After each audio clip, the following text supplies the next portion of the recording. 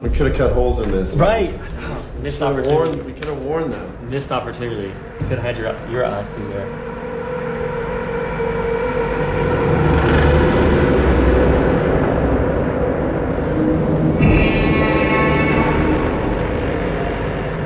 My name is Greg Nicotero. I run K&B Effects Group in Los Angeles, and I'm about to celebrate my 40th year in the industry designing creatures, makeup effects, monsters, killers, slashers, victims, you name it. I probably killed them or brought them to life. You and I, when we first got together here, we're like, hey, you know, we're gonna make a new Leatherface, and the clay is new. Let's start molding. Yeah. I wanted this to start with someone who obviously is an expert at doing it, but has that lineage of touching real things, practical things. Yeah. How do you start with that mindset? You have to put your head into the mindset of what frightens people from a visceral level.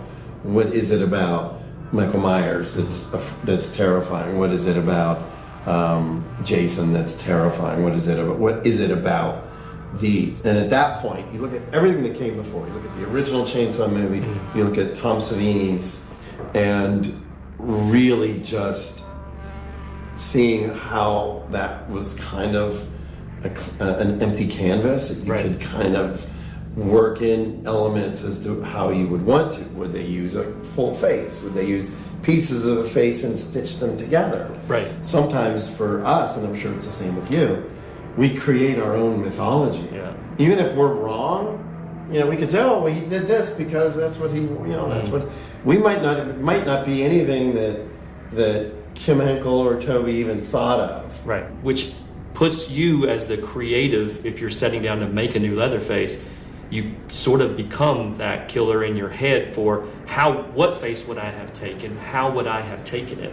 And it started with that first conversation where we said, the first film, when it starts and it's talking about something happening in a graveyard, that someone was robbing a grave, and then there was some artwork that was created using bodies. This was the family that went and did this. You know, they're the ones that went there. It's Hitchhiker and Leatherface went. Yeah.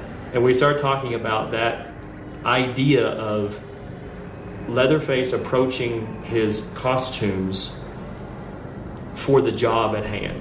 It's a character. Correct. He's created characters for himself, and those characters, it's not just like getting dressed up to go to a wedding. Right. Like if Leatherface went to a wedding, he would have a very cool mask that would go with whatever he was wearing. Right. But that's what we were really focusing on and started talking about. Okay, well, if Hitchhiker wants to go and do some grave robbing, you know he's taking the muscle. He's taking Leatherface to help. Leatherface is going to be digging.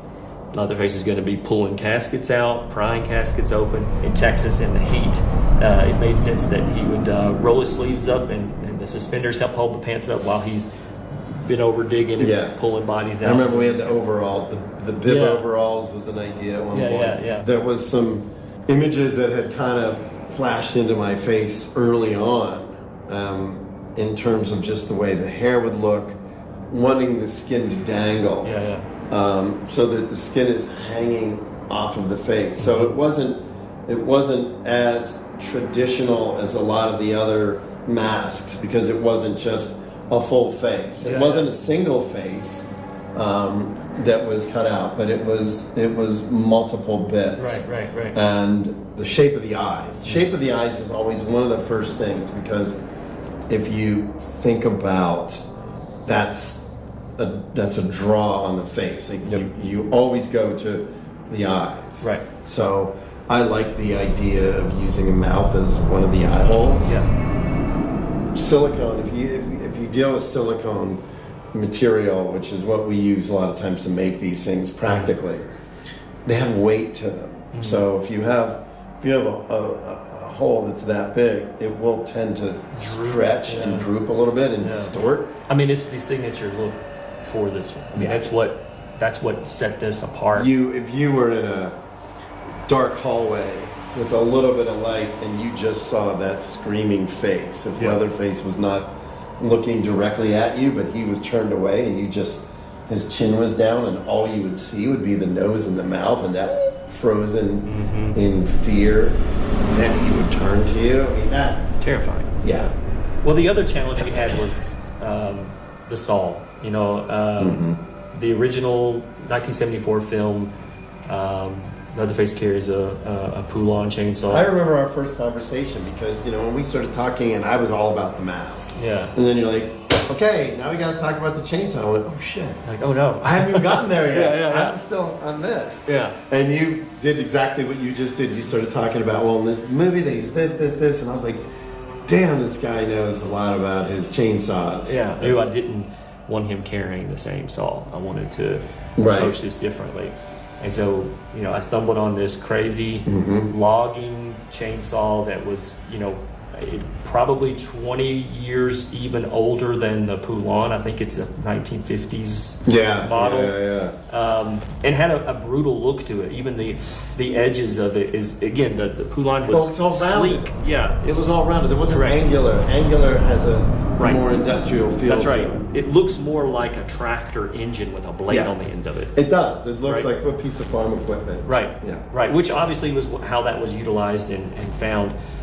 So yeah, this has been nearly a year for you and I working together on this, and going through the different iterations and trying to land on where we both agreed this is the character, right? This is the grave robbing version of him, from the suspenders to the bone bolo that he's wearing. Every piece of this we thought out for this character. It was a long road to get here, but I think it was definitely well worth it.